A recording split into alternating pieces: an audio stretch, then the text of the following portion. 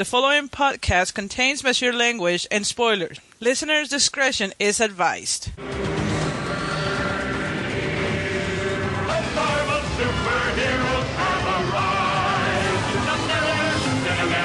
Fantastic Four. Hulk, Spider-Man, Iron Man, Spider-Woman.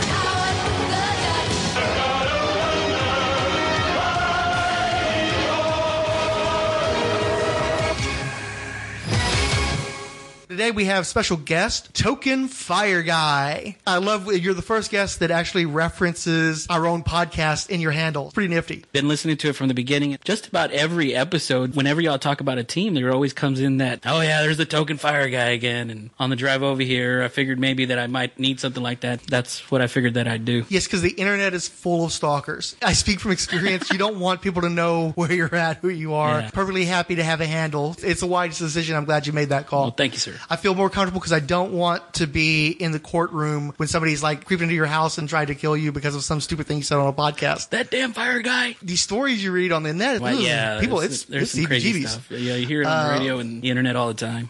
Do you hear this breath? It's an oppressive breath, suffocating in the poison of your obsession. How did you get into comics? Well, back in the day, my brother was the comic book guy, my older brother, so I was looking up to him. He was my god. I would follow him around, and he would collect comic books, but then at some point, he had this thing where he didn't like the stories because it wasn't the people that he wanted to be fighting. Eventually, he started cutting up his comic books, cutting out the individual figures. He would do all the Hulks, and they'd be on one page, and all the Spider-Mans, they'd be on another page. It would be an old TV guide, and he would separate them that way. And then he would sit at a table, and he would make them fight the fights that he wanted them to fight. He wanted Hulk versus Batman or Hulk versus Superman, something like that. When you were growing up, did they have color forms? Color forms as in the...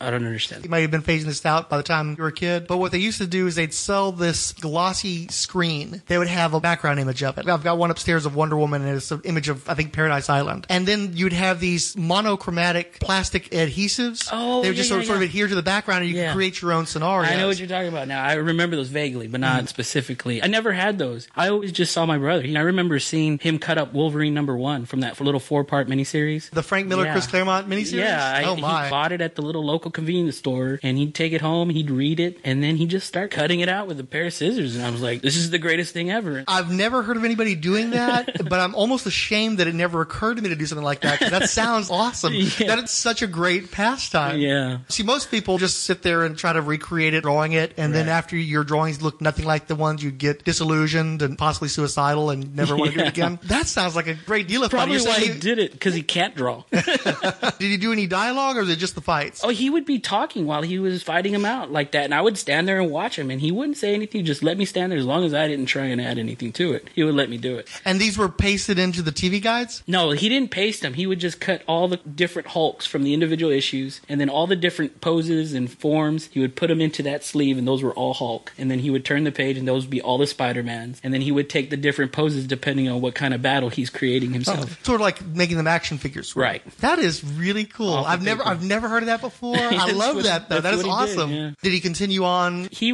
did that, and I followed him doing that until the point where I was like, he wasn't home one day, and I took one of his TV guides and went like this and said, they're all fighting at once. Oh, damn. And he caught me. That didn't end well. And that was the last time I remember him doing that.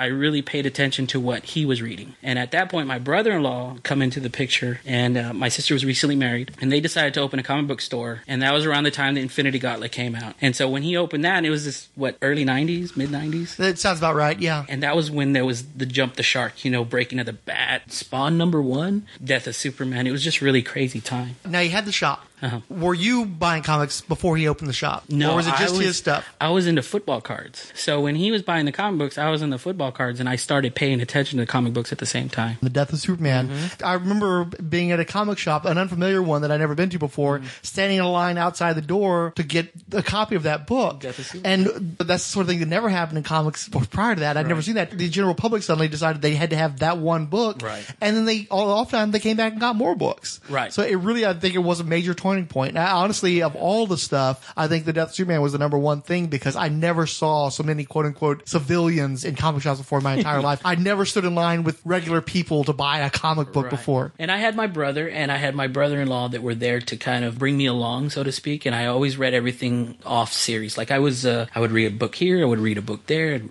oh, look, Punisher World Journal. And I'd read one of those and I'd read a Spider-Man here and here there. But I never really read a whole story until Infinity Gauntlet. So that was my first, like, okay, this is a complete story arc. This isn't just a story here, a story there. I had the fun with it, and then the summer ended. My brother went and did his thing. My brother-in-law and my sister moved away, and so I just fell out. And then right after that, because it didn't last very long. That big bubble? That was right before the bubble, because Dark Horse was making all those Ghost and War Machine. Comics Greatest World. Yes. I fell for that one. I bought all those. Yeah, they were all $1 each, though. Yeah, and they were only, I think, 12 to 16 pages, something like that. Yeah, so it wasn't a real huge small, investment. yeah. And a few of them didn't completely suck. Barbed Wire was there, I think. Barbed too, Wire, yeah. remember? X, and... Yeah, it's pretty crazy.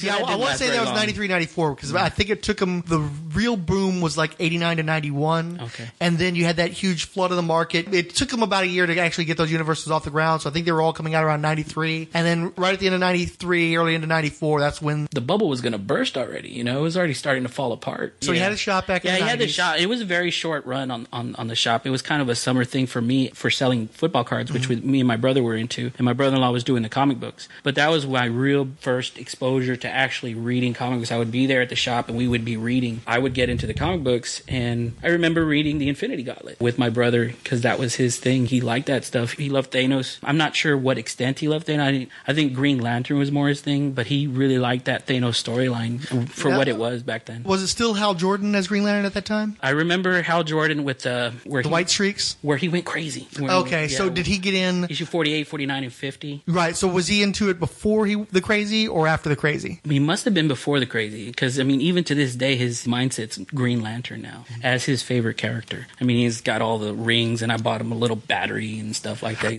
When they were doing the Brightest Day promotion, they did one for each of the cores? Right. Yeah. I've got a few of those. Yeah. What core are you? I'm Green Lantern core. I tend to think I'm a Star Sapphire. Oh, really? I think everything I do ultimately is motivated by love. Oh, okay. That's fair. I like the Rage. I like the Red Lantern just because it looks cool. You know, I mean, he's just atrocious. I mean, he's just a brute, but it's fun, you know, and I like the Red Lantern. But I'm Green Lantern, though. I would have to say. I have my own battery, too. So you're motivated by will. You're going to make something happen. I want to make it happen, yeah. So your brother is still into comics then? Yes, but he buys mostly whatever he can get his hands on the cheap. Right. If he can get it on the cheap, you know, he'll read it. He'll give it a shot. That's something that I think that all of us, all the regular hosts have fallen into. Mm-hmm. Not so much Max, since he doesn't buy anything anymore, but certainly me and Fix-It. We've read everything that we absolutely had to read, and now if we're going to read any more, typically it's going to be, what kind of deal can I get? Because I tell you, I love a quarter book or a $1 book way more than I can ever love a $4 book. Oh, absolutely. In Fix-It's case, it's the public library. He pays for his library card. He'll pay you the quarter if it comes in late. Otherwise, he's not paying anything if he can help it. I didn't even know they had them at the library. Oh, yeah. Every library has trades now. Honestly, I think you have to thank manga for that. I think that the manga explosion of the late 90s and early 2000s, the librarians couldn't not have those books, or they were going to lose potential readers. Because if you don't have those books there, then they're just going to buy them someplace else and not be introduced to the rest of the world of literature. And because the manga was allowed in, the comics started coming in, and now most libraries, at least the ones here in town, have a pretty substantial comic book section, at least a good-sized shelf. So is Infinity War the number one thing you're looking forward to in the Marvel Cinematic Universe at this point? Or is there not enough out there yet for you to really get ramped up? The thing is that everything's different. Mm-hmm. You know, you had Winter Soldier, which had a little bit of that, like the part where Captain America's first running away from the S.H.I.E.L.D. building, and they're like, close the gate, he's on the motorcycle, and he jumps on the plane. That happened in Civil War to some extent, where he jumped on one of the planes and he was... I don't actually remember. Yeah, there's a cover. Yeah. One of the covers, I think. I don't know if it's a variant cover or something like that. He's on the cover taking on a plane by himself. Because I read Civil War one time as the single book edition where it's just the core miniseries. So there's a lot of stuff from that time period I could have missed. But so when I saw that in the movie, I did not remember that from the comics, but I loved it in the movie. That was such a badass moment in the movie. It was a great moment. But that reminded me of Civil War. Mm-hmm. And then then you go to Civil War, and it's kind of a different type of set. Even though it's the same basic concept, you're going away from the book, sort of. Like Age of Ultron. It was nothing like the comic book Age of Ultron, you know? And I tried reading some of the Age of Ultron in the comic book, and it didn't hook me. I don't know anybody It didn't that hook me. came away from the comic book Age of Ultron particularly happy, which Yeah. I maybe should have been a sort of a warning sign when it came to the maybe. Avengers 2. Yeah, it really didn't hook me at all, and I tried, and you know, again, I just jump into things that I think are good, and I tried looking for like Abnett Landing stuff. So I read their stuff like Heroes for Hire, Guardians of the Galaxy, because they were in Annihilation. You know, it was weird because I just followed those kind of like, if I thought they were good in Annihilation or Planet Hulk. Yeah. Or Well, really, Civil that's War. all any of us does, though. So I think especially in the early days of when you're buying comics and you're still learning, you don't know where to start. Then the thing that you read that you like, you go and try to find more of that thing. Yeah. You know, I mean, I can't tell you how many crummy Warlock comic books I read because I loved Adam Warlock. Yeah. But almost everything that's been produced with Adam Warlock after his first death, I have no use for. I liked Infinity Gauntlet well enough, but then they had all the other Infinity garbage, Infinity and none of that was Watch, worth a Infinity damn. War. And even before they resurrected him, they had stories like there was an arc in Marvel 2-in-1 where they teased bringing him back, and they had the Thing teaming up with her and High Evolutionary and all these other people, and it sucked. Did it really? And it's just like, and I bought it because those were the characters I recognized, so I'm going to buy the guys I like. And so it takes a while to figure out, okay, here's what I'm going to collect versus I liked that character in that story, and this is one of the first stories I read, so I'm going to keep buying stuff for that guy. Right. Yeah. And that's But the good what- thing is it exposes you to other guys. You can follow those guys and maybe get better stories. And that's interesting because that's what happened with Annihilation. When Annihilation started, after Annihilation was done, they had the Star-Lord set. They had like the 4-part series things that y'all did the Okay, are you talking about Conquest or the original The one? original one. Because the Conquest had the Star-Lord miniseries. had you're right. Conquest had Star-Lord. Yeah. But there was Ronin, Super Skrull. And like I had no inclination about Super Skrull at all before. And then I read that Super Skrull story, and I liked the idea that he was a reject of the Skrull, and that he had no home anymore. He wasn't really a villain, but he wasn't a good guy either. He just didn't know where he was. And I really liked the concept of that. Even though some of the stories, like I heard y'all's podcast, and I know that you guys didn't like them, or there was something about them you didn't like. But I read those, and I was like, Well, it depends on which one you're talking about. this Because is- I like Super Skrull too. I'm the one who was Okay. against the other two guys. Oh, all right. And I was like, because I loved the idea of this guy who was a hero to the Skrull, and he just got beat so many times with the Fantastic Four that he became villainized. And so here's a guy who'd reached the highest heights of Skrull society, and now he's this guy that everybody mocks openly and thinks is worthless and can't. Exactly. And I like seeing him have an opportunity to show, look, I have the power of the entire freaking Fantastic Four. Yeah. I can do some serious damage. And in the context of Annihilation, he was one of the badasses. right. That's exactly right. And I really appreciated the Super Skrull character. Ronin, probably not so much, but Super Skrull. I liked him better in the comics than I did in the movie. Right. He's such a great visual, but Yeah. it just He didn't do looked anything with really it. good. Yeah. That's a guy I kind of wish they.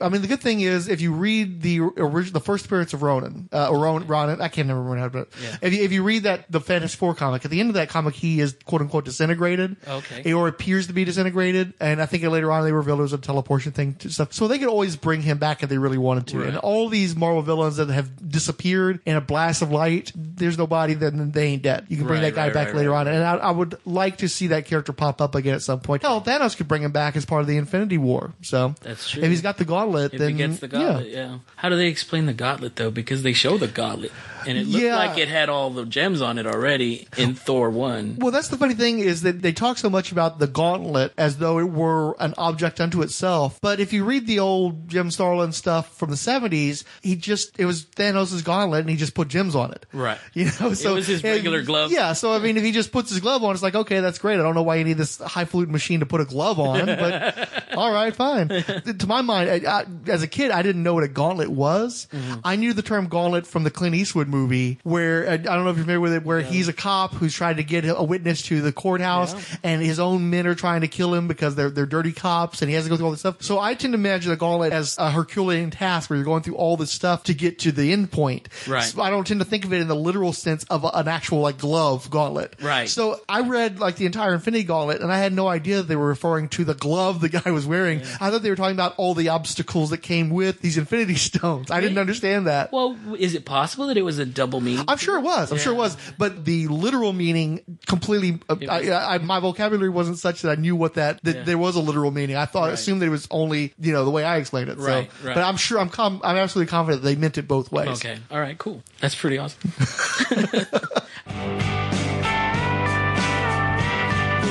Comics in bed, scrape the mold off the bread, and serve you French toast again. When did you start collecting for your own self? When I started working up here, I got to Houston and got my job because I was in the Valley. I didn't make a lot of money. I was, just getting by, scraping by week to week. And up here, I got a better job and I was able to do a little bit more. I got this wild hair up my ass. It was like all the things that I couldn't get when I wanted when I was a kid, I want them now. So the first thing that came to mind was buying the Infinity Gauntlet set. That was all I wanted. That's all I cared about. And whenabouts would you say that was? I would say about 2003. So I went and bought that set, and that's all I had. I put them in the drawer, and that was it. It was over. As long as I had them, it didn't matter if I was reading them or not. In 2005-ish, I think it was, I saw the preview for the Dark Tower series by Stephen King. The Marvel adaptation. Yes, the Marvel adaptation. I went to the local comic book store, and I said, I want all these books to come out. I want the variant covers because I was a big Stephen King fan for the Dark Tower series. Now, when did you get into the Dark Tower? When did I first get into the Dark Tower? The Reading books. the books? Book 4, Wizard and Glass, whenever that one came out. When that one came out, I was like, I got to check these out. So I went back, read The Gunslinger, and then moved forward from there to get to Wizard and Glass, because Wizard and Glass looked really cool. I read the first book when I was in junior high. Mm-hmm. And my recollection of that was that was actually a collection of short stories that King had published before he was a known writer. Macabre Western anthology stories he was doing in various magazines. And then eventually, after he got famous, he was able to collect those and then continue the story once he was Stephen King. So he made The Gunslinger into one book out of Yeah, I believe that was actually a collection of short stories. Yeah. And so I really enjoyed the first book, The Gunslinger. Mm-hmm. I liked the character. I loved the visceral descriptions in that book where you could feel the heat of the metal of the gun. Yeah. There was some elements of gore in that. There were some dark turns there. So I was really into The Gunslinger. And then I tried to read the second book. Which was, and I don't remember. Drawing of the Three. Yeah. What was the third book's title? The Wastelands. I want to say I got through the second book and may have book gone. was hard. Yeah, but I can't guarantee that. But the name "The Wastelands" is familiar to me, so I want to say I might have made it through the second book. But by the third book, if not sooner, I abandoned it because I enjoyed how succinct the Gunslinger stories were. You got a lot, all killer, no filler, and then it seemed to kind of start to pick up bloat as it progressed. And then I understand it got very strange as it went on, and it did. Very metatextual. Didn't he bring in elements of all his stories into that? Well, book? he started crossing over his stories. Like he eventually in the book, spoiler alert, I guess, he brought in Father Callahan from Salem's Lot into the books. And I think it was book 5 that he came out in. And he played a pretty prominent role in that book. I think 5 and 6. There was some really crazy stuff. It got really kind of hard it got to a point in his books where he started to talk about himself. Like he was talking about himself as the god of that series. And I was like, ugh. That hurt. Whenever you have an author insertion, it very rarely works out. I think that Morrison on Animal Man was about the only time that anybody ever spoke well of that being done. Oh, really? I never read that. It's a key moment in the Animal Man series when Grant Morrison introduces himself into the story, and his presence is ultimately very beneficial to the narrative. Okay. And it's only one issue. Yeah. So in that case, it worked. He managed to make that work, but almost any other time an author puts himself into the story, it just sucks you right out of that narrative. Stephen King went batshit crazy in book 6. Yeah. Song of Susanna. Did it ever finish? It did. It finished it to book 7. Then he added a 8th book between 4 and 5. Okay. But 4, if you were to read the books overall, 4 is the absolutely best of the series, and that's the book that the Dark Tower started on, the comic book by Marvel. And so when I went to the comic book store, I walked and I said, I want this series. I want all the variant covers. I don't care. I want them. This is just because Dark Tower is everything for me back then. And then at the same time, going on, you have Civil War, Annihilation, Planet Hulk, and I think X-Men were around the endangered species place, or if they were leading into it somehow. That was what, Decimation or House of M? It was after House of M. Okay. But I think, and then it led up to... The No More Mutants period. Right. It was after that. It was after House of M for sure, because House of M had already come out. So all of those comic books were coming out at the same time. I told the comic book guy, I said, look, I want everything Civil War. I want anything that comes out. I was like, Captain America, Iron Man fighting each other. Sweet Jesus, I need this. I want this. I love the Civil War, like the real Civil War. Let's see what this is all about. You know, Slightly different. yeah, slightly, just a little bit, but like, let's see what happens when heroes versus heroes. You know, and so it was just one of those things where I just fell back into it. You know, I liked it when I was younger, and so I got hooked on it. And I got all the Dark Tower books. I got all the Civil War books. I got all the Annihilation books. I mean, I got all the, what was the third one? Planet Hulk. The first Planet Hulk was hard to find at first. You know, now it's a dime a dozen, but at the time I was like, I gotta find these books because I got in probably about 5 books into Planet Hulk. Okay, see, I love hearing the story, too, that you're telling me because I love the comic book medium. I love it as an art form. I love it as a communication medium. So even though I have dire predictions about its future, I want it to live. So anytime I hear a story about somebody who comes to the comics from a path that I wouldn't necessarily have foreseen, because, I mean, I assume that, some Stephen King guys went and picked up those books at Barnes & Noble. They got the hardcovers. They bought those few books, and then that was it. But for you had already had some experience with comics. You already had an interest. Right. It just so happened that this exterior draw brought you to the superhero stuff and the meat and potatoes of comics. And, of course, from there, you progressed on to independent books as well. Independent books. I remember when I first started collecting the Civil War and Annihilation and the Dark Tower books, I remember looking up on the wall and seeing Walking Dead #1 sitting on the wall. I don't know what price it was, but it was up there. It was sitting there. And I was like, oh, what's that? And he was like, oh, it's Walking Dead. It's some independent thing. And it's nothing. It's no big deal. And later on, I got the first trade. I'm not sure how I got it, but I got the first trade. I read that and I was like, I got to have these books now. Because I'm one of those, I guess you'd call it, I'm a first appearance guy. If there's something with the first appearance, I want the first appearance if I can afford it. Because those X-Men #1s and stuff like this is crazy. But you can't do that. But there is stuff that I can afford to get in a low price range. And Walking Dead #1, I thought was going to be affordable. I thought. So when you saw it on the shelf, this was before it had caught fire? I believe so. And then, of course, once you realized that you had to have it, And there's it was burning. there's a blank spot on the wall. There will always be that blank spot on the wall. Because I seem to remember that book jumping from $2.50 or whatever to $15 to $45 in a very short span of time. Yeah, I guess it's something that Image does is that they short print everything they do when it first comes out. A lot of the other publishers, well, at the time, I'm not sure if this is true anymore, but they'd make a point of overprinting for reorders and, just in case there's a later demand. Where Image had stopped doing that, I think, by that point, and for much of their time, actually, I think at least throughout the 2000s, they'd stopped doing that, and it was kind of controversial. I think they're still doing that. Because even Chew was short printed. Yeah, if I recall correctly, what it is, the retailers always had an issue with that because they want to be able to get the book that they want to get, so they can sell that copy. But in terms of the speculative market, the drive that can come from a book getting some heat to it, a lot of times it's in a publisher's interest to have fewer copies floating around than more copies. And if Image is going to get a break on 5,000 copies, why print 5,200, 5,600, whatever? Yeah, I think it's a smart policy. I think it's worked out for them well. I can't remember very many mainstream books that have had any kind of heat on them in recent years. Nah, I can't either. But these indie books, they're doing something. And don't get me wrong, I'm not trying to prop up the speculator market. Those are guys I don't have a lot of regard for. Obviously, I don't coddle my books. Right. I throw them around, I read them. But sometimes that will bring a reader in. I'm not caring about nurturing a speculator, but sometimes that heat, sometimes that word of mouth will bring people to comics that wouldn't have come otherwise. Yeah, I'm not what you call a speculator, but I am a first appearance guy. Like I want to have their birth, their origin. I like that, and I haven't resold any of them. I just have them. Well, the thing is though, is that you recognize that if there's a demand, there's probably a reason for that demand, and so you got those trades and you read those trades. Right. So that's what I want to hear. I just want people to read and talk about the stuff and enjoy the art form of it. Right. So, I mean, because we've always, certainly I've gone through that period. I remember, especially in the early 90s, during that big boom, just sitting there with my new wizard, writing down what each of the books I had were worth, just, some sort of validation.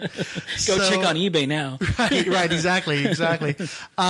So it's whatever brings you to the game. I love these books, so whatever brings people in, so long as they're actually reading them and they're not just putting them in a damn slab and throwing them into a box somewhere. I don't have very many graded comic books at all. And I wouldn't mind having a few of mine in a slab. There's. But some things I think deserve the sarcophagus. Yeah. But most of it, Yeah. No, you're right. I really do like the raw ones better than the. If I go on eBay, I'm not looking for slab stuff. I'm looking for raw comic books. Yeah, and again, like we talked about, the more I can get for the least price, the better. And if it's an older comic book, like a harder to find comic book, I'll buy a 3 or 2. I don't care if it's not perfect. I just want to have it in my possession. Yeah, just have it. I'm yeah. obsessed with this. It's crazy. I'm not as bad as I used to be. I used to buy comic books just like, I'll take all that. And now I'm a little bit more selective. I buy what I read now, and I do still buy first appearance type stuff and try and keep up with those. There's stuff that you buy to read, but sometimes you buy something to collect for the fun of the hunt. Again, it reminds me of like the collector cards when I used to pick those up. There was a period where I had a little bit of disposable income, so I just would go ahead and buy a box, crack open the box, put together my set, have a few chase cards besides, and then the rest of it I'd do whatever with.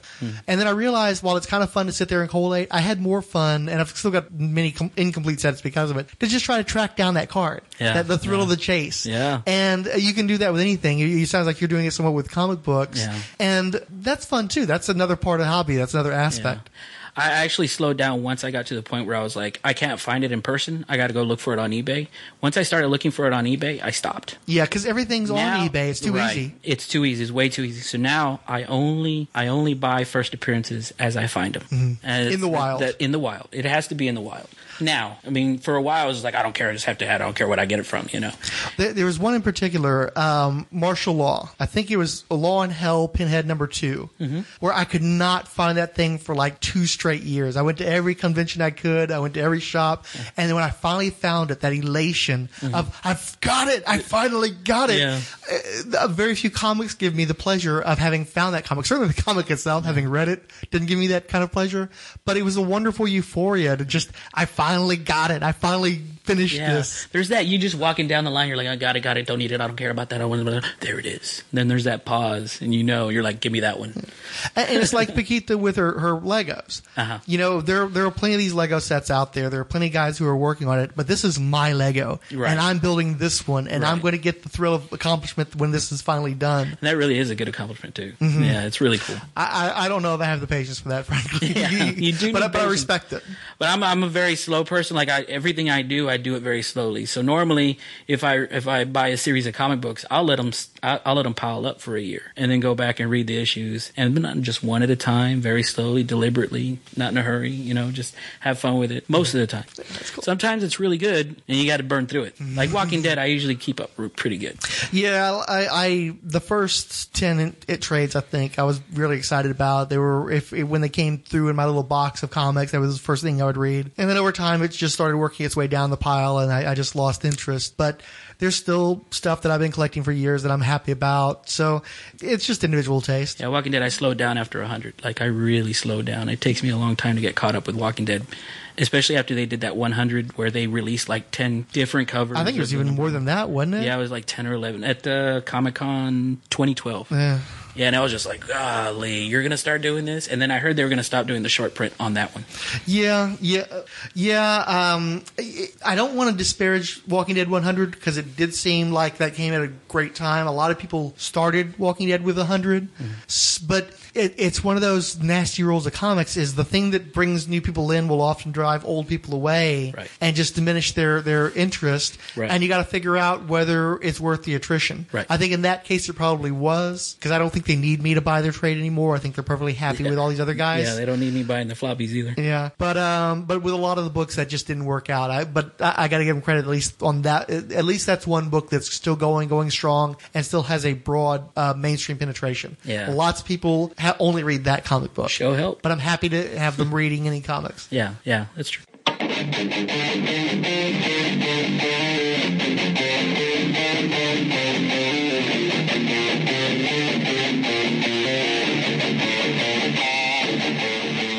All right, welcome to Otto Shanley's podcast. This is Curtis talking to you from Parts Unknown. And we have Mike talking to you from also Parts Unknown, obviously. and nobody knows. So this is going to be a podcast about various things, comic books being pretty centric in it. We'll probably talk about novels, movies, maybe a little wrestling references. I know Ross loves his video games, so he may be jumping on here and coming in to speak about that. I like video games, but not like he does. Nobody likes video games like he does. Right. What else, Mike? Well, probably some TV, movies, a little bit of everything. So we'll do an all-encompassing kind of thing, kind of like we're the Electric Eye. We'll go from there. Maybe some music, too, because Yeah, we're a couple. I know he's a punk head. I'm a metal head. absolutely. I'd like to give it like kind of an overview about this podcast and where we come from. So I'll give you a little start from my perspective. It's what kept me out of trouble. Yeah, kept me in trouble. Of course, I grew up out in the sticks. So Right. Well, so did I. we had to go into town before I could even have access to them. Before you could have access to trouble. Well, no, I get in trouble out there too, but no, not as much. Right. But yeah, I mean, it's check into some of the older stuff, but it's easier nowadays. So back then, some of my friends, I got them in to where they couldn't get enough of it, and they would borrow my stuff. Mm-hmm. One of my buddies, he couldn't get enough. But Right. other ones, it's like, oh man, it's for kids. Right. No, see, It's more accepted now. Oh, definitely. There was 2 of us in my school, and he kind of dropped off prior to going to high school, so I was the only one left. Nobody read comic books when I was a kid. Did you take them to school in high school? I did sometimes. Nobody ever gave you a hard time? I was the biggest kid in school. But no, everybody knew everybody in my town because there was That's like true. 60 people. You know, everybody knew I grew up everybody. in a small town too. But nobody gave anybody crap about anything. So, yeah, that's just kind of a sampling of what we'll talk about. There's really no script for this. Hopefully it goes well. I'd like to have like some creator spotlights maybe sometime. Some of the creators that got us into it, like Steranko, Byrne, yeah. all those guys, Wrightson. Steranko's cool. Talk about them for a while, how they impacted you and what you... Some of the creators we've met. Check us out. Check out the Rolled Spine podcast. There's some great guys on that. It's very informative. It's a Marvel superhero podcast. So great. Diablo Frank, Illegal Machine, and Mr. Fix-It. Those guys are awesome. Check them out when you can. They're on iTunes, and they have their own website. I'll put that somewhere. And go find them. Listen to them. They're great. Anything, Mike? Some of the podcasts I've been listening to, Two-Headed Nerd, can be pretty good. Mm-hmm. There's a couple others that I've become a little disenchanted with, so I won't mention them. Okay. Maybe next time. Maybe All right. they get their act together. All right. Thanks for listening, guys. We'll see you down the road. Later. Odyssey Unleashed Podcast. iTunes, Stitcher, WordPress. Check them out. Yeah. That makes sense because that's what I did with. That's how I read the Batman Black Mirror part. Because you went backwards after you found you liked Scott Snyder. Yeah, I like Scott Snyder. I was like, what else is he writing? I said Black Mirror for Batman and Dick Grayson as Batman after the Battle for the Cow or whatever. And I liked the way he treated Dick Grayson. You know, he didn't act like Bruce Wayne. He allowed him to be a man Yeah. without being the same man. Right, exactly. And I really appreciated that. I mean, there was this one small sequence where Jim Gordon's talking to Batman on the roof next to the bat signal, and Jim Gordon turns around and he's like, "Oh, you're still there." And Dick Grayson's Batman is all like, "Why wouldn't I be?" He goes, "Well, I'm just used to you just disappearing at this point." And so there's kind of like an awkward, "Hey, you're still here." Yeah. and I liked that subtlety, that little difference there. And so that was really cool. And so things like that really catch my attention. You know, if it's just flat, boring dialogue or anything like that, and it has to be interesting. And if it's not interesting, I won't follow it. And Well, and I'll be honest too. When I was coming up reading comics in the 80s, there were a lot of journeyman writers, guys that were just okay, and it was much easier to follow the characters, not only because you know a Batman comic from another Batman comic. A Batman comic is in a Spider-Man comic. You know, you can just look and see this guy's in blue and gray, this guy's in red and blue. They're not the same guy.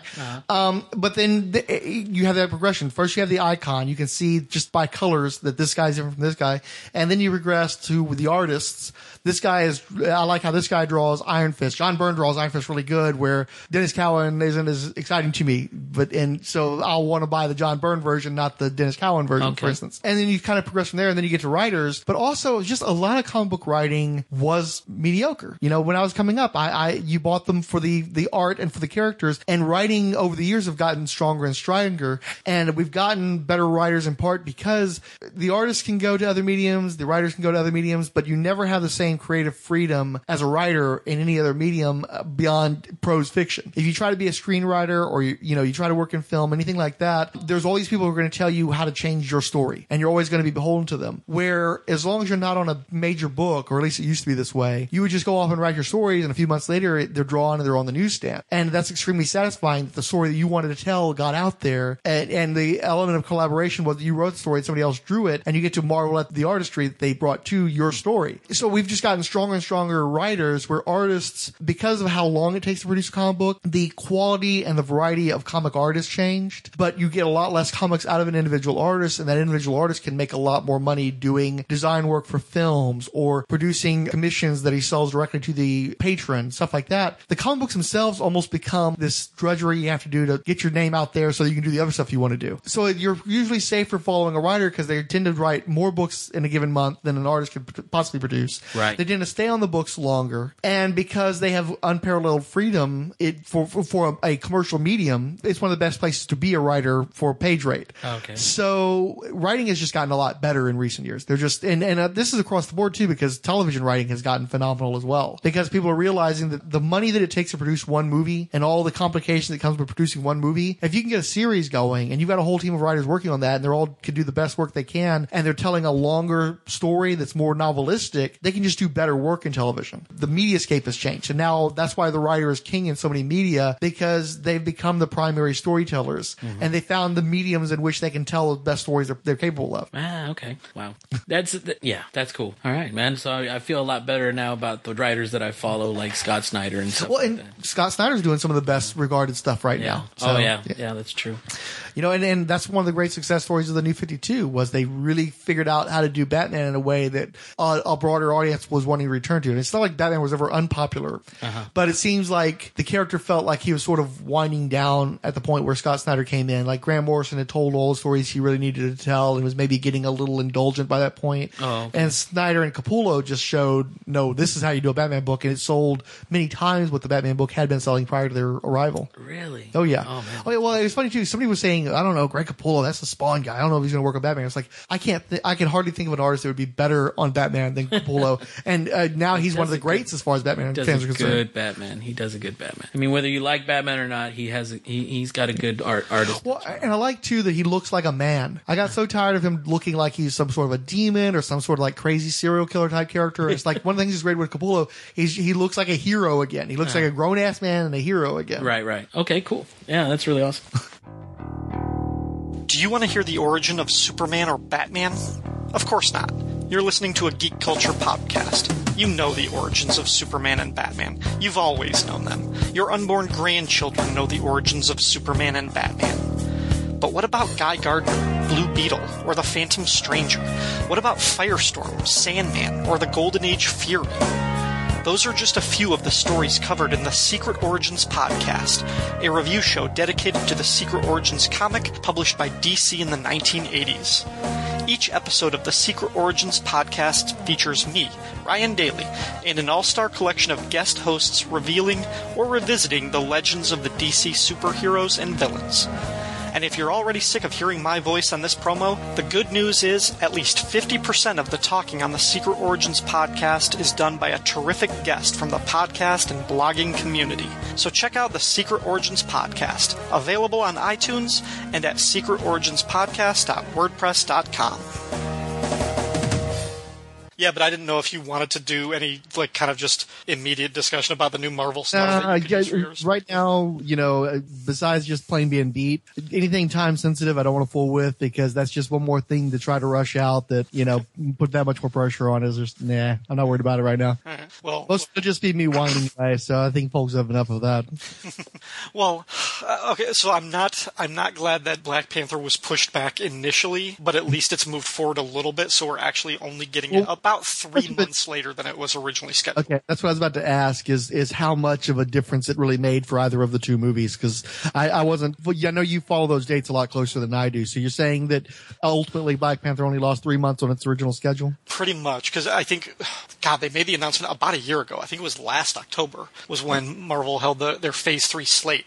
And yeah, Black Panther was going to be November of 2017. And then when they pushed Spider-Man into the summer movie in place of Thor got backed up to November.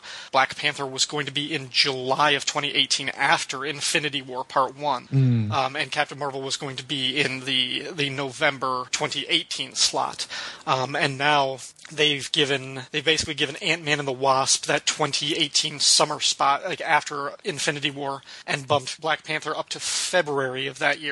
So yeah, it's really only losing about 3 months after what it was originally supposed to be. But Captain Marvel has been pushed back for a second time, so now that's going to come out about 9 months after it was originally supposed to, based on their first solicitations. And if I had to guess, if Doctor Strange does well, they're going to make that the third movie of 2019, and Inhumans will be bumped back even further. Yeah. Because they have released 3 dates for 2020 that they're just kind of holding, and they haven't said what their projects are, but they've got 3 release dates. And it wouldn't surprise me if Doctor Strange gets a sequel in 2019 and Inhumans gets bumped back.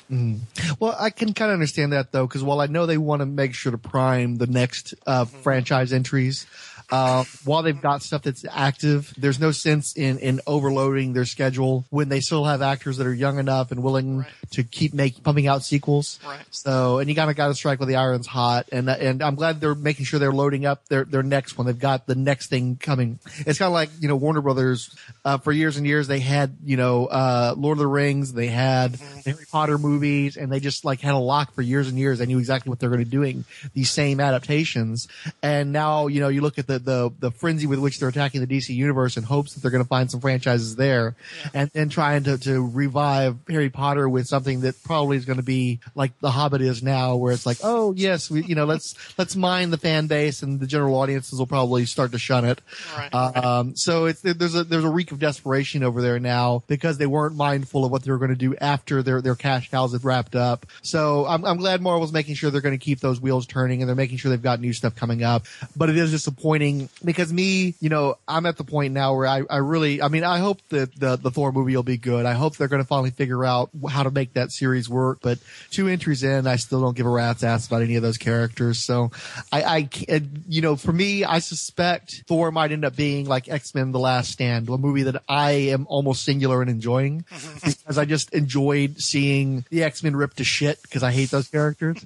So if you have a love and appreciation for those characters, and especially if you had your hopes raised by X2, I could see where so many people hate that movie so much. But I've only ever seen it once. It probably won't hold up. It is a Brett Ratner movie after all. But I got off on, let's fuck these guys up. This is awesome. So I enjoyed that. I suspect that this Thor might end up being that as well, where they're just going to start killing and trying to show the stakes of Infinity Gauntlet or whatever, Infinity War, by fucking up Thor's universe. So, because I don't think anybody's really that wild about the Thor universe. So, well, I'm kind of waiting to see it, but I'm the guy. I'm still not that enthusiastic about Ant-Man, which Shag was very unhappy about. He threatened physical violence in my presence over my lack of enthusiasm for the Ant-Man movie. So, you should have met Rob. I think Rob was a lot more on your wavelength. Yeah, well, see, he doesn't talk about the Marvel stuff though. At least I don't know. I'm so behind on everybody else's podcast. He might have talked about it, and I just don't. I talked about it with him on one of the Film and Water one that we did, and we just kind of talked about it because we'd both just seen it like the weekend before. And he was kind of like, it had some good gimmicks, but I think he was a lot colder on it than a lot of people were.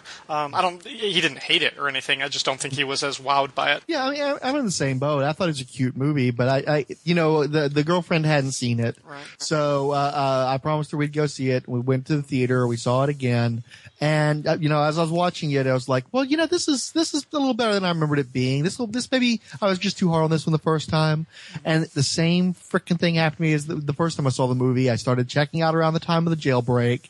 And then, nothing really, because my friends and Shag were all kind of like, yo, man, why what's wrong? Why you checked out over that? It's like, it's not that I checked out over that specific thing, the Faller thing. It's just that's the part where I start to lose interest. I can't help it. It's not that there's something that like a straw that breaks the camel's back. It's just that I start to tune out because I don't care, anymore. And what's worse is watching the stuff that I tuned out for a second time just meant I started finding the stuff that was niggling little things that didn't bother me the first time that bothered me the second time, like the keychain.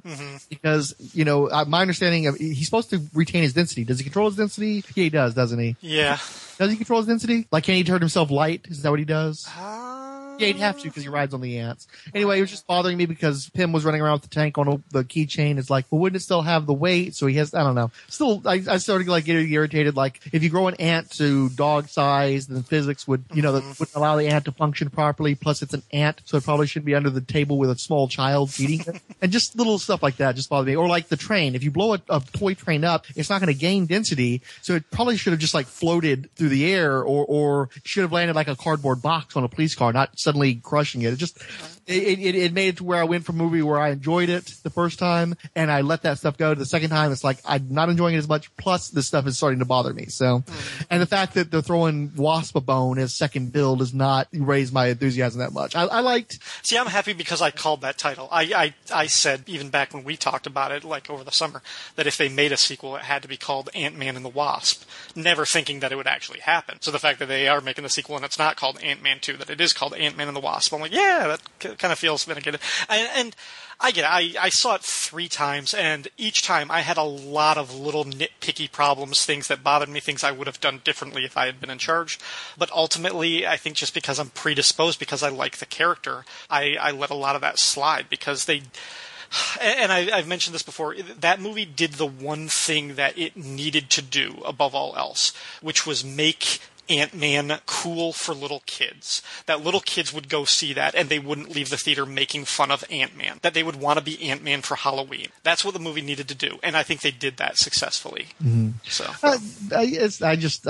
I hate Ant-Man, so him being kids embracing him does nothing for me. But also it's just, I don't know, it's just great because again, we've had Black Widow for so long.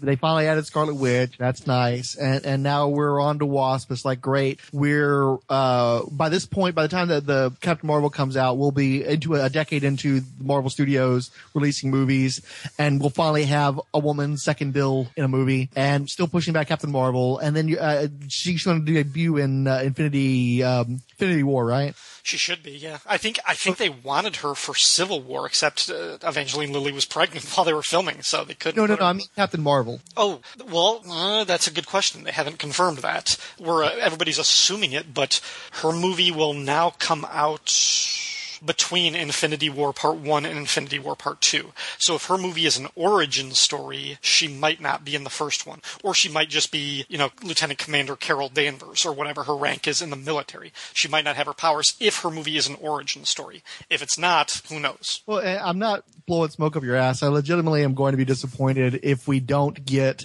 the Captain Marvel movie you've already put in my brain. Well, I really want to see the frickin' bait and switch, but I know it's impossible anyway, because I know the audience is just too up to things and they're going to push that character. Right. But I don't know how Carol works in the absence of Marvel. I don't know how that lore works. If they just try to start her from scratch, does she interact with the Kree? And if that's the case, then aren't they already doing that in Marvel's Agents of S.H.I.E.L.D.? There was some article on Comics Alliance that I didn't get a chance to read where they're talking about the difficulties of doing a female heroine. And it always pisses me off when I hear that because, like, how is that really different from a male? You're just plugging. I mean, I'm not saying that it's as simple as just plugging a woman into there, but it's kind of as simple as just plugging a woman into there. Right. The exact same character has tits. I don't understand. I understand, like, if when somebody like Wonder Woman, I get that because Wonder Woman represents so much to so many people, and there are so many factions. That's such a divided. The Wonder Woman is the Democrats of superheroes, where it's not that you have a party that coalesces around certain ideals. It's that if you're not a Republican, you're a Democrat, and you have all these different people with all these different agendas that all kind of mass together, and they just call them Democrats, but they're really not a unified party. They never have been. They've always been like this, they're a coalition as opposed to a organization. They don't have central premises. They don't have a central idea. They don't have a command structure. I mean, that's part of what's screwing up the Republicans these days, is that they've actually got true dissension in their ranks for once, where it used to be most people would kind of fall in line. So with Wonder Woman, it's kind of like that, where you've got these really radical variants in the fandom where they're kind of at odds with each other. It's like, I'm a guy who is consistently critical of George Perez, or other people where George Perez is the most perfect Wonder Woman and everything else is sort of cheesy by comparison. And we're all fighting with each other. So I get that. But like somebody like Captain Marvel, on the one hand, it's like, it should be easy because while there is a fan base there, and I know Marvel's been very good about building that up over the years, it's not the kind of rabid fan base that other comic book characters have. Right. So there's a lot more room to play around with that character and just do her the way that you want to do her. But at the same time, for me, being a hardcore nerd, it's like, where do you really have to reinvent that character, because she is the inheritor of a name that got passed around for 40 frickin' years before it got to her, really. Because, I mean, she was Miss Marvel all those years, so you've got to even deal with that. It's like, so do you bring in Kamala Khan? Was she Miss Marvel before she got Captain Marvel? I don't know what they're going to do with that. At the same time, though, because you can do whatever with that, then go ahead and do whatever. Quit dicking around and pushing it back further and further. Figure out what you're going to do and just do that. That's why I'm kind of equal parts ambivalent about the movie, just not as interested, but also kind of excited, is because I have no idea what story they would tell with her. I mean, even her origin is secondary to another character. She is a spin-off character. And I've been reading comics for forever, and I don't know who her supporting cast is unless they're basing it on like Kelly Sue DeConnick's books, which are only 3 years old. So, like, in terms where it's clear that there's a political motivation to that. I'm not trying to diminish the work that she's done, but she hasn't galvanized. She's got like a really hardcore small cult fan base. It's not somebody like a Gail Simone that's where she's done work that's been really broadly accepted, that's made some people a lot of money.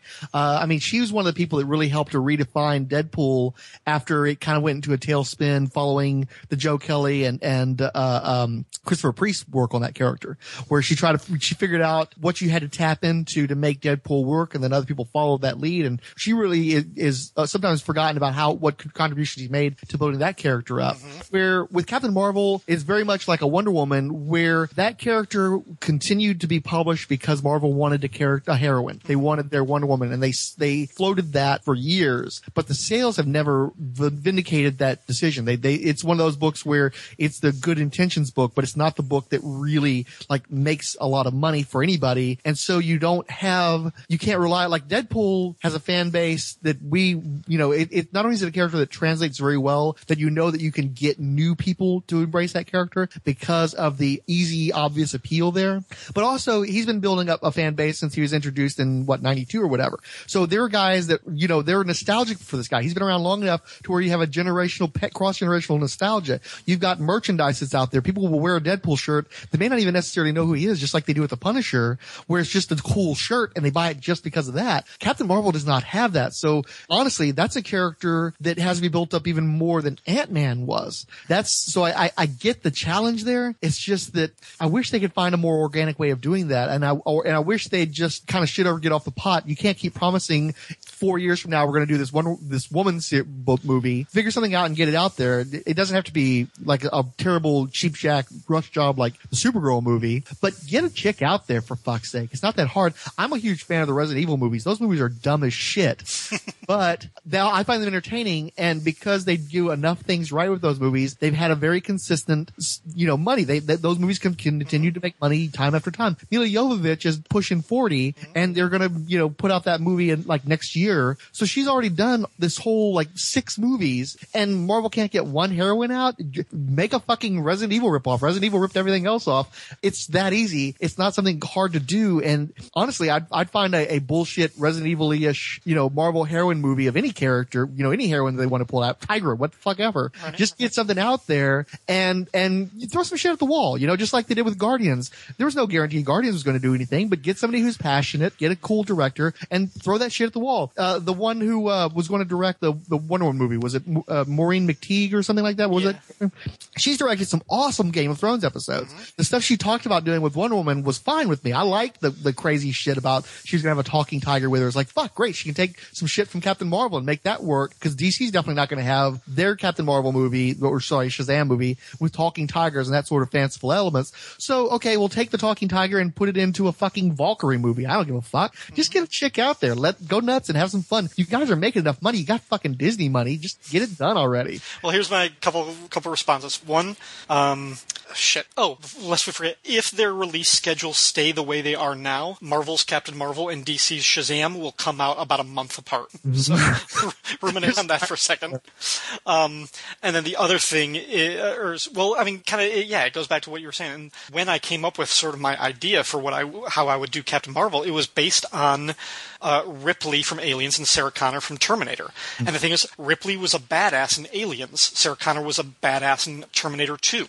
How did they get there? Well, they weren't in the first ones, but you had who you thought was the male lead who was going to carry and save the day, and they killed him off, and then the woman had to step up. So that was kind of my prototype for what I was thinking. It's a great idea. The only problem with it, and because I love it, I'm telling you, I love that idea. I really want that to happen. But that the media is never going to let anybody forget that this is going to be the woman-centric movie. Mm-hmm. It's going to be such a it's going to be such a banner that you can't do that great twist. You can't do that. You can't sneak somebody in like that. I wish God could, because I'm already more excited about the movie that you talked about than I'll probably be for whatever movie they end up finally making.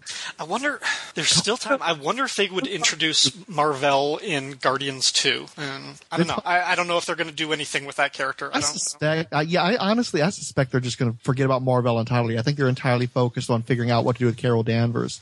But one of the problem I have too is I'm not sure who they cast. They haven't cast yet. No, but I'm saying who they cast. Yeah, because I know there's a lot of talk with Emily Blunt. I finally saw Edge of Tomorrow, which was a cute movie, but she's not Linda Hamilton. She's not Sigourney Weaver. I think that women heroines have the same problem that we're having with male heroes these days, where as a guy who grew up on Charles Bronson and Clint Eastwood and Stallone and Schwarzenegger, I'm looking for, there isn't a guy out there, maybe Statham would be the closest, where it's a guy where I believe that this is a guy that I would not want to fuck with. That this is a guy who's like, oh shit, this guy's been through some rough shit in their life. This guy has learned what to do to fuck me up, and I do not want to mess with that guy. That guy's scary. That guy's tough. And, I guess I could count like Keanu Reeves as part of my generation. He's, as much as I love Keanu Reeves though, I'm not scared of Keanu Reeves. I'm sure he could kick my ass, but he just doesn't have that terror because that he's had that soft life. He's just too soft. And most of the action stars these days are kind of soft. I mean, look at how pretty Chris Evans is, Oh yeah. I do not think about how much that guy's going to fuck me up. I think about, it makes me question my sexuality, but that's a whole different, thing to worry about when this guy shows up. Right. And I think that was kind of the thing about the Expendables was they were like, we're bringing all these action heroes. I was like, okay, how many of them are from this generation who would actually headline and star in a movie? And I think you're right. I think Jason Statham is the only one. Yeah, the guy who could believe as being like a hard man, which is funny because the guy was like who wasn't like a star from the 80s, which is what that movie franchise was based on. Well, I think the intention when he first was brought in was somebody who was contemporary and who could be sort of the next generation. And now Statham's old enough to where he needs a relief generation, But yeah, so like Linda Hamilton, because they cast, and I never saw the Terminator movie, but as soon as I saw Daenerys cosplaying as Sarah Connor, I knew I wanted nothing to do with those Terminator movies because Hamilton was such a commanding screen presence. She was such a fucking badass. When she was put on that screen, almost nobody in the fucking world had ever seen a woman like that before. She was a fucking Amazon. She was a terror. She was so fucking cool and so hard. She looked like she was chiseled, And I know that they get like the MMA types like Gina Carano and Ronda Rousey, but the problem is they're not actors. And while I think Gina Carano is a better actress than she's given credit for, especially if you see Haywire, I thought she was great in that, but she's still doesn't sell the hardness. She doesn't sell the I will fucking cut your throat. Right. She's not a mama bear like Linda Hamilton was, where it's like the whole package. Lena Headey was okay when they did her for the TV series. I could kind of believe Lena Headey would be somebody you wouldn't want to tangle with. But I have trouble thinking about an actress along the lines of a Sigourney Weaver, where I just believe that she's as competent and capable and, It's been so long since we've seen them in those kind of parts. It's like actors and actresses of a certain generation, I count them both male and female, they all look the same, and most of them all act the same. At least that's kind of like the perception I have. So it's hard for me to pick out these young actors and actresses. And I agree. Like, I've heard people say, like, yeah, Ronda Rousey should be badass. It's like, okay, she's not an actor. It took Dwayne The Rock Johnson about 10 years before you could say, okay, he's not just selling it on his smile and his body. He can actually give a worthwhile performance. I was like, give Ronda Rousey small bit parts for 10 years and let her, like, become an actress, and then maybe give her a franchise or something. But until then. No, because that's the thing with The Rock. I think The Rock always was going to be an actor. I think that was always in his mind. And the guy had that incredible charisma that always attracted people to him. That's what set him apart from all the other wrestlers. He's charming as hell, and he's so watchable. And he's a pretty good actor. I mean, even in something as horrible as Southland Tales, the guy gave a good performance. It was just a terrible movie. He did The Rundown. That was a good flick, but he's acting off of Sean William Scott, and it's a bullshit Peter Berg action movie. There's only so much you can do with the material and the people that you're working with. So I don't blame him for that. But where I look with Rousey, like I saw that Fast and Furious movie, she's fucking terrible. She was awful. That whole movie was awful, but the scenes that she's in were just nails on chalkboard to me. It's like, get this fucking chick off my screen now. It made me angry that people were trying to compare her to Gina Carano. Gina Carano is not a great actress. She will never be a great actress, but she's solid for an action role. She's solid for that particular milieu. She can do, like, Jason Statham's not a great actor, but he's good for what he does. Gina Carano's good for what she does. Ronda Rousey makes Cynthia Rothrock look like fucking Meryl Streep, okay? So no, she's wretched. She has no business in speaking parts. She should be doing the fucking Zoe Bell thing. Let her step in and do the karate chops for another actress. But I think she should be one of the female Furies if they introduce Apocalypse in the DC universe. Let her be one of the female Furies. You've got to be very judicious in what you give her, because she does not deserve anything substantial, and she definitely does not need to be speaking lines that somebody wrote down on a piece of paper, even on a Fast Furious script. Yeah. So Emily Blunt, with her current track record, things like Sicario, things like Edge of Tomorrow, I think she has done more of those harder edged films. So I think people think, okay, yeah, she could do this type of tougher performance, even though I don't know, if they cast her, I would always be thinking about her. I would always be thinking that she would have been a better Black Widow, even though I love what ScarJo has done with that part. Yeah, and see, Emily Blunt's nice enough. I only have so much use for her. To me, I've not seen her in a lead role where she really worked for me. I like her fine in supporting roles. I don't. And Max saw her in Sicario or whatever it was called, because this was one of the few towns that was playing the movie in advance. Like 6 cities, I think, in the States were playing it. He saw it. He liked it. And so he might have a different opinion, or I might have a different opinion when I see it. But I don't find her especially compelling, and I don't buy her as being hard. I don't buy her as being a badass. I buy her as being she's just an actress. I just see an actress. Even in Edge of Tomorrow, it's like, it's only so tough to look like a badass when you're standing next to Tom Cruise, especially Tom Cruise downplaying his physical prowess. So I don't feel it. So I don't know. Well, if the movie's being pushed back and they still haven't announced a writer or director, I don't think it matters, because they're not going to cast her for a little while still. Yeah. So the one other thing too I was going to mention wasn't because you mentioned Black Panther coming out in February, and it makes me wonder, because weren't the Blade movies like a big February thing too?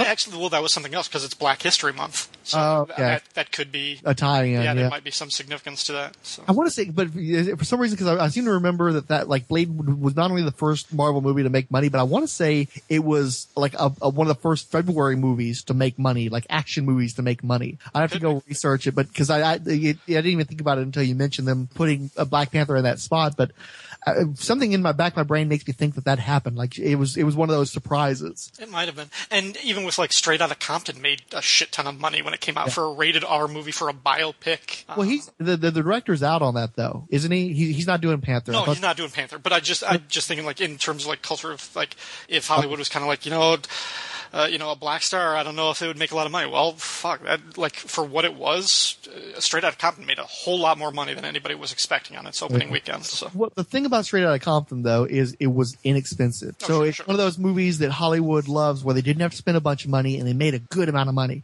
But it's not Marvel Studios money, It's not, it's like, surprise comedy money, And that was basically, that's kind of the formula is they made it for, comedy budget and it made hit comedy numbers, but it's not comparable to the kind of money that these guys want to make off of one of their Marvel Studios movies. But I still think they're guaranteed a certain amount of return at this point. I mean, because they're all sequels. Like the public knows that these are all part of the same universe. So Black Panther, it's going to be the 17th movie in the Avengers franchise or whatever, and it's just. But I get some of the reservations with Black Panther. I'm actually, it makes more sense to me to do the woman-centric movie before the black-centric movie, because I don't think people understand, with the exception of the Fast and Furious movies, the world has not really embraced black culture the way that the West has. So you can have a black-centric movie in the States, in Europe, in parts of Europe, and it'll make good money, but you try to take that into China, you try to take that into the India,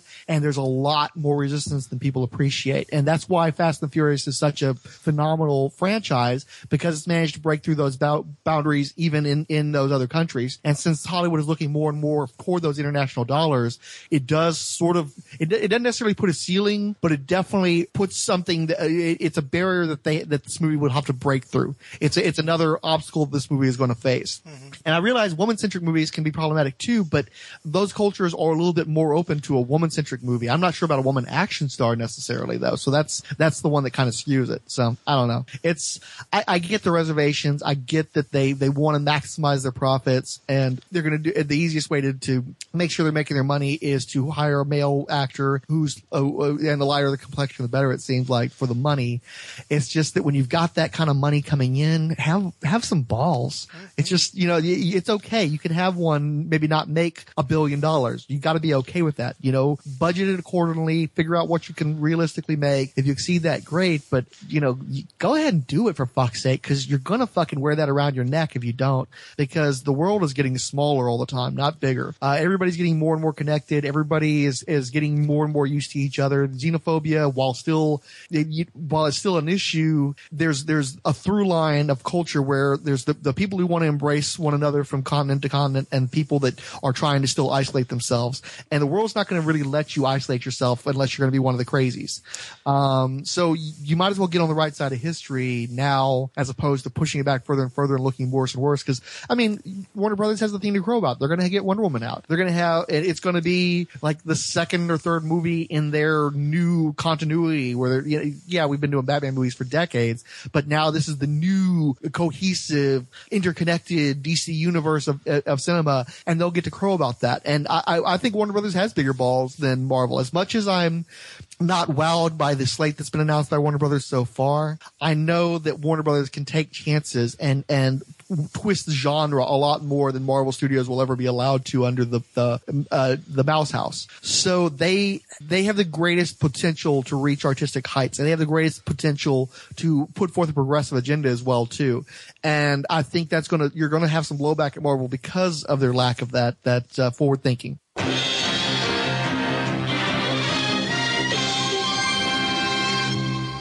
All right, let me grab a Bartles and James Pina Colada and settle in over here.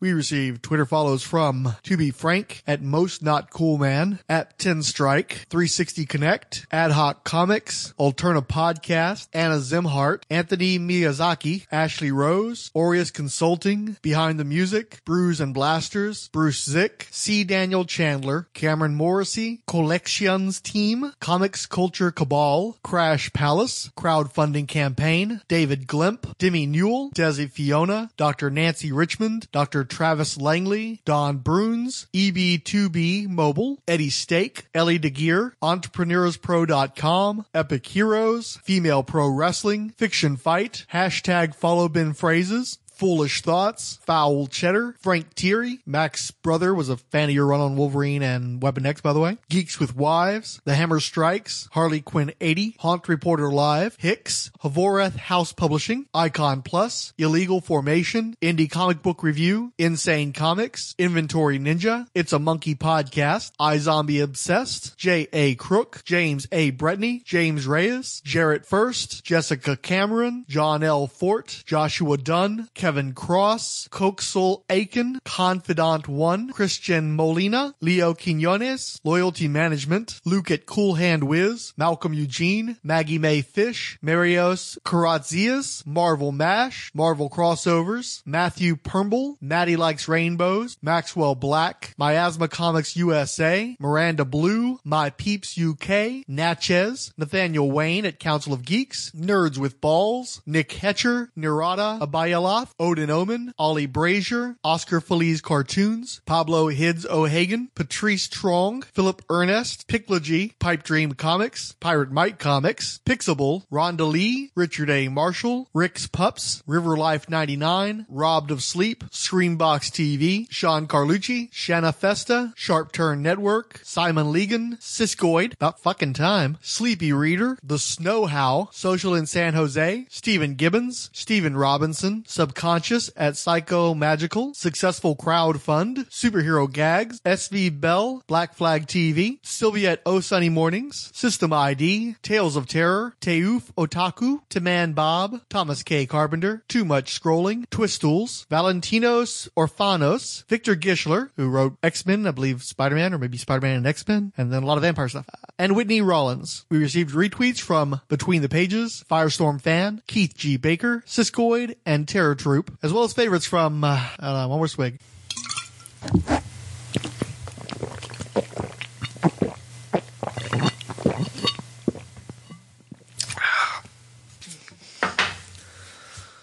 Alexander Alvarez, All Cool Things, trademark, Andy Forsberg, Anthony Durso at the Toy Room, Brooklyn 1834, C. Miller, Carbon Glitch 13, Comic Book Lion, Comic Relief Podcast, Count Druncula at Ryan Daly 01, Earth Prime Weekly, Edgar Allenby, Elijah Medge, Epic Heroes, Eternal Raid, Fantastiverse, J.F. Redriff, James Boyd 004, Jason Martinez, Jonathan Antle, Joseph Crawford, LAHorror.com, Lord Horstocles, Mary at Bible 6001, Mary Cherry, Miss Moneypinner, Nick D at Horror Girl 1213, Odell Abner Dracula, Podfellas.com, Party Roll Podcast, Pirate Mike, Comics, Professor Riptide, Rain Giorgio, Randy Caldwell, Richard Calvert, Sam Hurtley, Smith Damista, UK, Space Case Comic, Stephen Joy, Stephen Whistler, Super Podcasto Magnifico, Swiftwater Stew, Tony Greenell, and the Waiting for Doom podcast. We got Frollo Fridays from Al Mega, First Crusader, and Comic Reflections, while Adam Blackmoon offered hashtag More Monday, Tuesday Titans, Thursday Titans, Rando Wednesday, Wednesday Warriors, Saturday Comics, Sunday Comics. Also on the Twitters, Trekker Talk sent us a little picture by Ron Randall of the title of character for the podcast, thanking us for supporting it. Randy Caldwell sent us a picture from the Baltimore Comic Con featuring a Patsy Walker comic on sale. Ange tweeted us a picture from a bunch of comics he picked up featuring Tigra and the Cat. And the Irredeemable Shag Matthews dropped by Rolled Spine headquarters, where he took some pictures with myself and Illegal Machine. You can see all the above if you visit the blog. Our first comment is from Seagram's Escapes, Jamaican Me Happy. Siskoid sent out a tweet pimping the Lonely Hearts podcast. Thanks to Rolled Spine Podcast, who, format and tone-wise, are our spiritual fathers. You can check out the Lonely Hearts podcast at lonelyheartspodcast.wordpress.com. I listened to a couple of episodes. It's pretty fun. Do sound a lot like us, but with a slightly higher pitch and way more French. Plus, they had some fun dramatizations. It's good stuff. Hicks at Reading Hicks let us know that he listened to the most recent episode, Fun Stuff, Memo to Self, Not When Kids Are in the Car. Appreciate the at WFD pod mention. Drunken Dork Podcast tweeted, be sure to check check out the latest offerings from our podcast brothers in arms over at Rolled Spine. Rin tweeted, "Thank you guys for putting up these podcasts. I wasn't a big comic book reader before, but you guys helped me find new ideas." Joseph Crawford tweeted, "I mostly listen to podcast reviews. Faves are Trekker Talk, Teal Productions, Professor Alan Middleton's podcast, Rolled Spine Podcasts, and Mike Myers Brunch." Sean McLaughlin tweeted, "I'm listening. For God's sake, I'm listening." And regarding the lateness of this episode, I blame the Iron Man 9/11 Illuminati. Siskoid wrote of episode 42, Annihilation, the core miniseries from 2006. "Took me forever to get to this one because I kept holding out hope I would read Annihilation someday. I've given up on it, so thanks for covering it. Our long international nightmare is finally over, right? Mac and me, related, has yet to be proven. Note that while I've lived in your state, my blood is French Canada pure." Bet you that French Canadian blood isn't as good as Jamaican Me Happy from Seagram's Escapes. "I can't even find any Irish blood in my family tree like all my coolest friends have, or any Anglo blood, or any native blood. Looks like my ancestors were deeply xenophobic. But leaves close together? I guess that means we're in the same forest and drinking from the same water supply. Yeah, I think that could work. I'm going to start using that expression now. My modesty. I don't think I get nearly as much traffic and comments as you think I do, but I don't do it for that anyway. The small community of dedicated readers and commenters is more than enough for me. Quality over quantity, which is the reverse of my blogging strategy. Bwahaha." Randy Caldwell wrote, "I have to agree with you about the post-crisis Superman. I sort of enjoyed the first 100 issues, but by weakening Superman so much it really lowered the stats of everyone else. It raised John. Mongol is a loser now. As Batman said, in a story that I tend to deny happening, the last impressive thing Supes did was coming back from death. No one at DC was performing feats anymore. Everything needed to be done in multi-part crossovers." Ange continued, "I have to admit that it was something of a wasted decade. I even stopped reading Superman." Darcy wrote of episode 43, Marvel's Ant-Man 3D, "Hi guys, I was really surprised when you called out Janet Van Dyne in the film, as that was an almost unknown actress named Haley Lovett. But then when you said it was Evangeline Lilly, I realized you were talking about Hope. I'm surprised none of you mentioned that Hope doesn't exist in either Earth 616 or the Ultimates books, the usual source of MCU characters. She's from the MC2 line of books like Spider-Girl and A-Next. I don't recall you ever saying you'd read any of the MC2 books. Thanks." I read a handful myself. I can't speak for the other guys. They were okay. Odell Abner Dracula wrote of the Ant-Man episode, "I love you guys also knew Paul Ryan did the Ant-Man card art off the top of your head." Charlton Hero tweeted, "If you guys ever do an episode of Marvel Superhero Specials, let me know. I would love to do a run-in on that podcast episode. Go for the Dark Crystal or the Return of the Jedi episodes. So good." Kyle Binning tweeted of the hashtag, The red capes are coming. "I still can't scrub that audio clip out of my brain. It's echoing around in there." Siskoid wrote of episode 44, Marvel Chewy Granola Bars, "That list is missing some films. If you include Bollywood stuff, there should be more Ultraman and Super Inframan on there, and Birdman should surely count, and had others that shouldn't be on there. If serials don't count, what's with Superman and the Mole Men? Or am I wrong about that? Never mind the order, which is complete balls. And no animated films, even theatrical ones? The Incredibles? Big Hero 6? Mask of the Freaking Phantasm? The ban on animation is complete balls when you think of these 3 flicks. Trainwreck was fun, yeah. I think most detractors seem to have trouble with the gender reversal stuff. Seth Rogen recommendation of the week,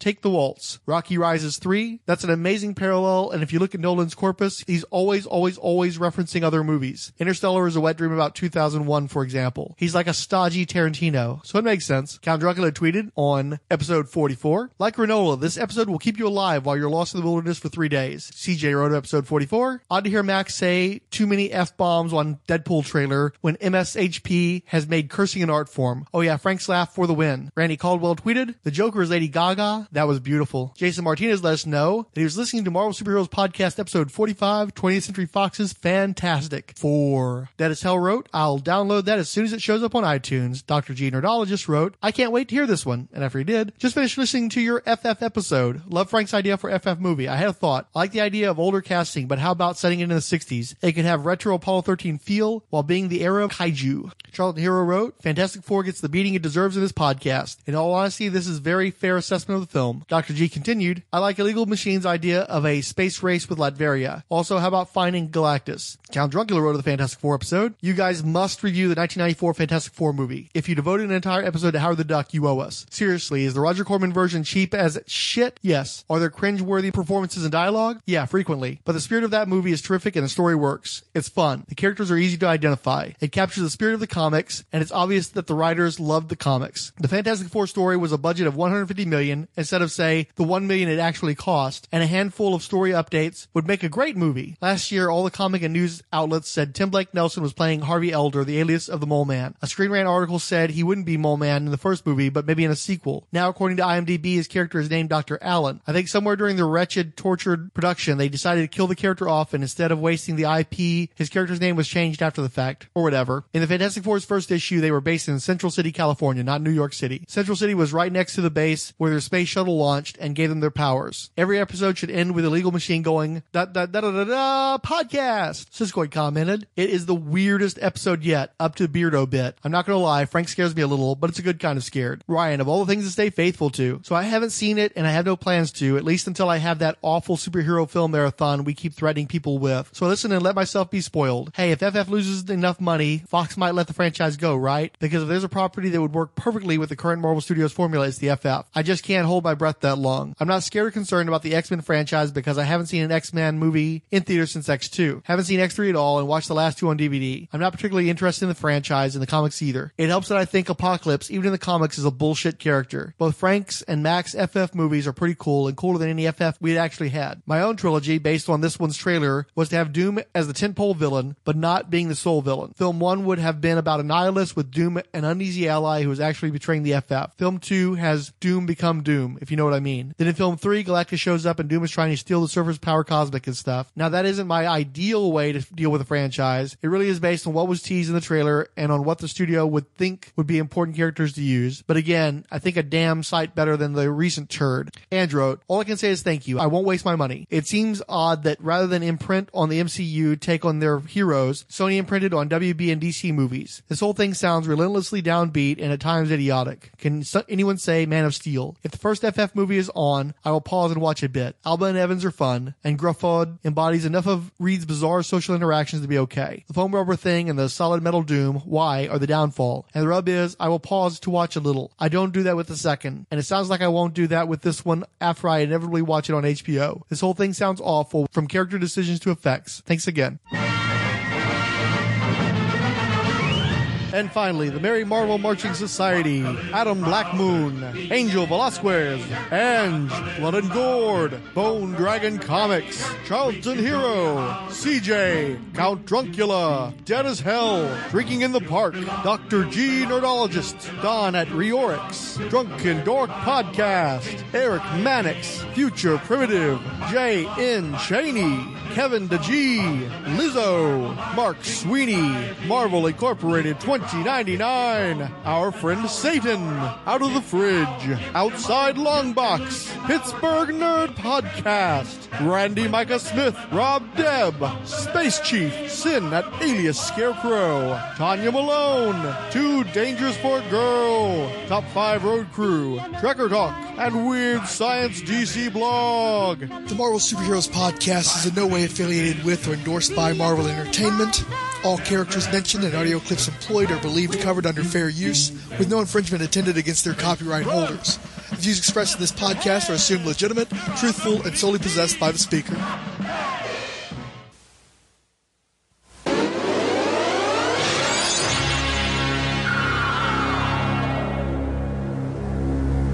Don't worry if you get hung up on something. It all gets edited out. You take out the uhs and the ums and yeah, a lot of that stuff. Yeah, I never noticed that until you called it out on the Marvel Superhero Pod, the blog. Yeah, and I was like, that's what's missing. I don't ever hear that stuff. Because I've been too precious with it, because it takes about 8 hours to edit a half hour of audio. If you do it like to that degree where we're taking out all the breathing sounds, all the ums and uhs. I've been less precious about it lately. I've let stuff kind of go on more. I heard a dead air spot one time. Well, no, sometimes, usually if you hear dead air, I did that on purpose for a joke or something. Oh, okay. Like, I think the most recent one I went... Oh, and really? I left that in there just to emphasize how much we were hating the story. But typically, if you've listened to some podcasts, you know, a lot of guys, they leave that stuff in, and it's like you're driving, and all of a sudden it's just like nothing's happening, and you're like, could you guys edit this shit, please? So for me, it's just like, I don't like that stuff when I'm listening to a podcast, so I try to cut all that stuff out. But a few ums and stuff, I don't mind as much anymore. I'm trying not to be as precious with it. But some of these guys, they'll just be like, hold on, let me check on this thing. Boom, ba-doom, ba-doom, ba-doom, ba-doom. And like 5 minutes later, they finally get back on topic. Hate that. But I did leave some of that stuff with these guys on the new episode, not only because it's a long one, The but because 17th? the one that's going to come out this Tuesday. Oh, okay. Because it's really funny. I found it funny because of the disorganization in that instance had comedic value. So I left some of that stuff in there. So anyway, so the first thing is you don't have anything you're wanting to promote. No. So what I'm going to do is I'm going to just introduce you, and then we'll just go from there and just honestly just kind of go with it. Okay.